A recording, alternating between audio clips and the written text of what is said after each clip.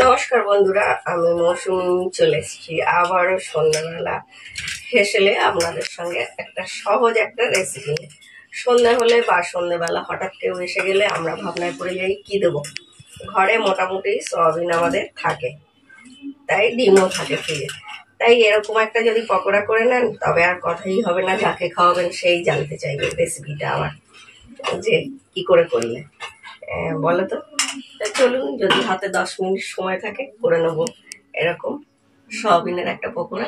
ভিডিওটা স্কিপ না করে পুরোটা দেখার অনুরোধ রইল। খুব ছোট্ট একটি ভিডিও।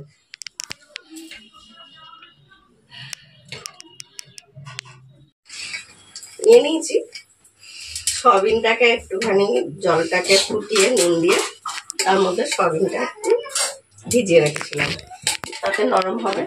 আর এরম নিয়ে তুলে নেবেন।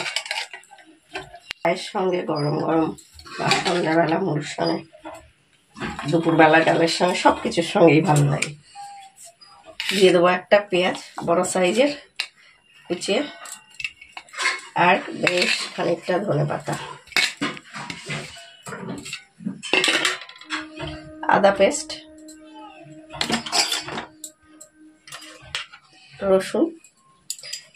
রসুনটা একটু বেশি করে দেবেন, কুচিও দিতে পারেন। আর এটা হচ্ছে পাকা পাকা লঙ্কা, কুচো করে যারা দেবেন দেবেন, আমি যাতে মুখে না পড়ে তার জন্য পেস্ট করেই দিচ্ছি। একটুখানি সোয়া সস, টমেটো সস যারা পছন্দ করেন দেবেন, ভালোই লাগে। আর এটা হচ্ছে কর্নফ্লাওয়ার, এই 2 চামচ মতো, এটা একটু মুচমুচে হয়। আর দিয়ে দেবো 2 চামচ মতো বেসন,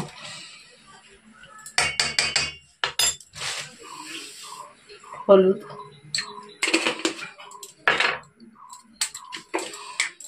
অল্প জিরে গুঁড়ো,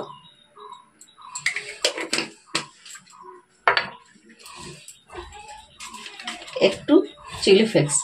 যারা খুব ঝাল খাবেন না, বাচ্চারা খেলে একটু যে কোনো একটা স্কিপ করে যাবেন। আর দিয়ে দেবো একটা ডিম।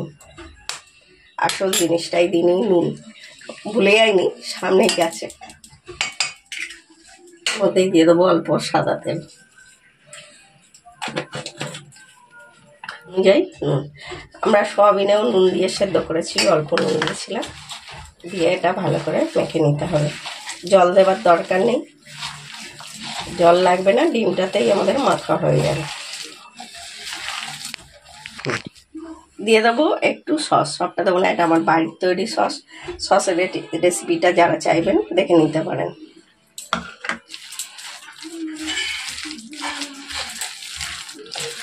হয়ে গেছে। একটা কড়া বসিয়ে দিয়েছি, দিয়ে দেবো তেল।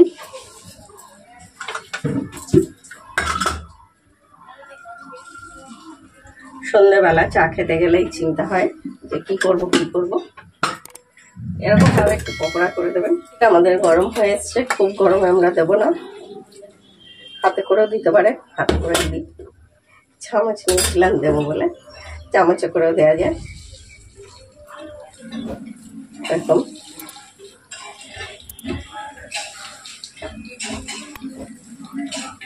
ঠিক যেরকম ডালের বড়ি হয় বা কিছু, এরকম ভাবে ছোট ছোট করে করবেন, যেমন চিকেন পকোড়া হয় সেরকম, যে বাচ্চারা খেলে ভুলেই। আর সয়াবিনটা খাওয়াও ভালো।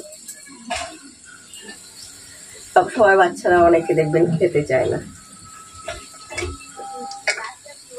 বাচ্চারা কেন বড়রাও বলবো যে অনেক কিছু খেতে চায় না। একটু অন্যরকম করে সেটা করলে বা কেউ এসে গেলেও চট করে, যে আমরা ভাবি অনেক সময় কি করবো, একদম সময়ও লাগে না। সস দেওয়ার কারণে টেস্টটাও ভালো লাগবে, কারণ টমেটো সস দিলে একটা নোনতা ভাবটা চলে যায়, আর টেস্টটা খুব সুন্দর লাগে। সেই তো, আর খেতে খাওয়া জলেই হচ্ছে, বুঝতেই পারবেন তখনই মেখে মেখে যার জন্য আমাদের উল্টে পাল্টে ভাজাটা হয়ে গেছে। কত সহজেই হয়ে গেল।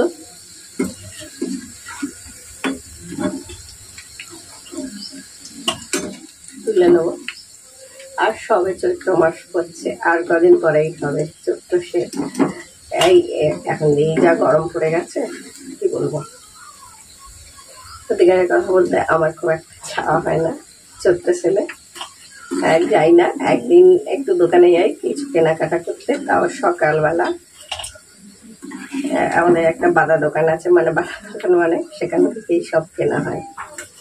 তা সেটা কি করি 9টা 9:30টার মধ্যে চলে যাই, কারণ ওই সময়টা গেলে ভিড়টা হবে না। সেখান দিয়ে কিছু জিনিস পয়লা বৈশাখের কিনে কেটে চলে আসি। একইভাবে আমরা দিয়ে দেবো পরের গুলো।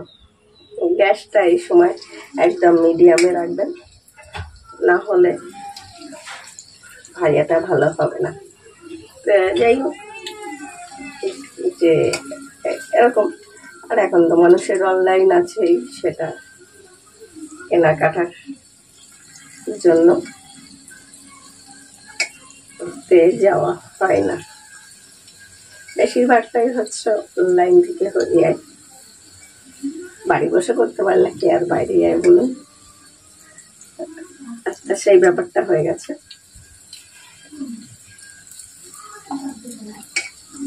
একইভাবে আমরা পরের গুলো উল্টে দেবো।